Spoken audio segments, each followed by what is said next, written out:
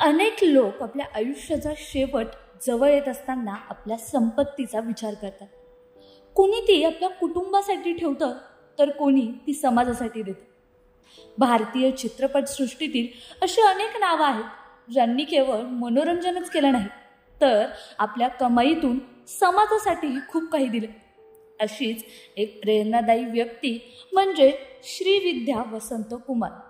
श्रीविद्या एक गुणी अभिनेत्री होती, एक अप्रतिम नृत्यांगना आणि त्याही पलीकडे एक मायाळू संवेदनशील मनाची स्त्री होती.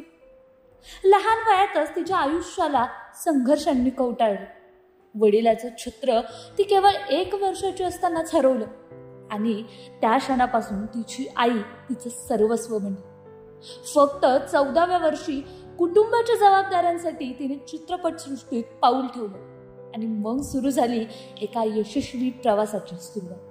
तिरुवरुचेल्वनमधून तिची कारकीर्द सुरू झाली. त्यानंतर पेट्टार श्री पेट्टाम्मा या तेलुगू सिनेमाने तिला घराघरात पोहोचवलं. श्रीविद्याने 800हून अधिक चित्रपटांमध्ये काम केलं आहे.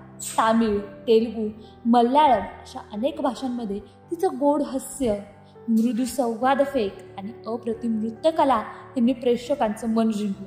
ती रजनीकांत आणि कमल हसन सोबत अनेक चित्रपटात झळकली.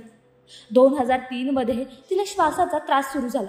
तपासणीत समोर आलं की ती कर्करोगाशी झुंजत आहे. 3 वर्ष अखंड ती लढत राहिली, पण शेवटी 2006 मध्ये वयाच्या केवळ 53व्या वर्षी तिने जगाचा निरोप घेतला. पण तिने मागे काहीतरी अमूल्य सोडलं. श्रीविद्याने तिची संपत्ती गरिबांसाठी, होतकरू विद्यार्थ्यांसाठी दान केली.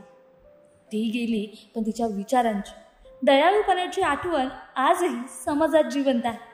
काही माणसं आयुष्य जगून जातात आणि काही माणसं जगण्याचा अर्थ देऊन जातात.